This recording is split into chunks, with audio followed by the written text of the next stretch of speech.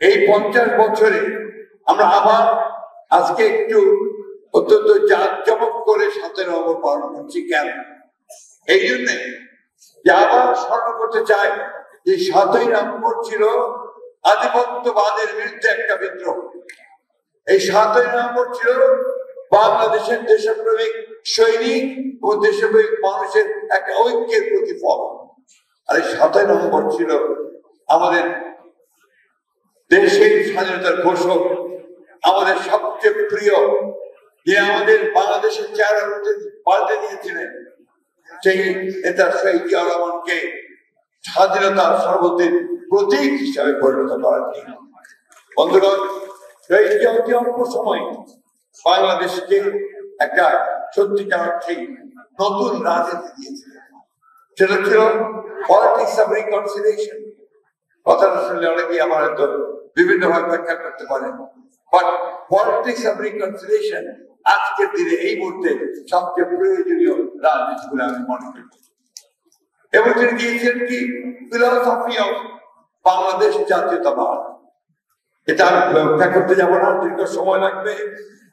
Political reforms, এই political reforms গুলো অর্থাৎ একদলীয় শাসন ব্যবস্থা থেকে বহুদলীয় শাসন ব্যবস্থা, গণতন্ত্রের উত্তরণ, সংবাদপত্রের স্বাধীনতা, জুডিশিয়ারির স্বাধীনতা, সব কিছুকে তিনি অতি অল্প সময়ে নিশ্চিত করেছিলেন। আর ছিল ইকোনমিক রিফর্ম, একটা বদ্ধ অর্থনীতিকে তিনি একটা মুক্ত অর্থনীতিতে নিয়ে এসেছেন। নতুন করে মুক্ত বাজার অর্থনীতি, বেসরকারি যে বিনিয়োগের ব্যবস্থা করে অর্থনীতিকে সামনের দিকে এগিয়ে দিয়েছিলেন। কৃষি বিপ্লব, শিল্প বিপ্লব তখনই শুরু হয়েছিল। বাংলাদেশকে সত্যিকার অর্থে একটি স্বাধীন, সার্বভৌম, প্রগতিশীল এবং অসাম্প্রদায়িক বাংলাদেশ হিসেবে গড়ে তুলতে চেয়েছিলেন। আজকের দিনে এটা অত্যন্ত প্রাসঙ্গিক। বন্ধুগণ, বক্তব্য বাড়াবো না, তো আজকে জাতীয় নেতৃবৃন্দ আছেন, সকলে আহ্বান জানাতে চায়। এই যে একটা সম্পদ তৈরি হয়েছে, অপ্রয়োজনীয় সম্পদ, এটা কোনো প্রয়োজন ছিল না, অতএব সম্পদটা তৈরি করা হয়েছে আমি মনে করি অত্যন্ত উদ্দেশ্যমূলক হবে।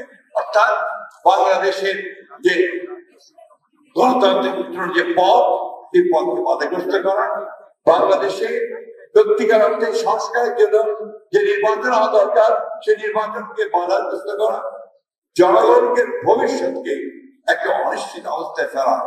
আসুন আজকে আমরা সবাই সেই জায়গা থেকে একমত হয়ে সবাই মিলে ঐক্যবদ্ধ ভাবে সেই সমস্ত চক্রান্তকে রুখে দিয়ে বাংলাদেশকে সত্যিকার অর্থে একটা গণতান্ত্রিক রাষ্ট্রের উত্তরণের পথকে সুগম করি। দেশনায়ক, দেশনেতা আমাদের তারেক রহমানের নেতৃত্বে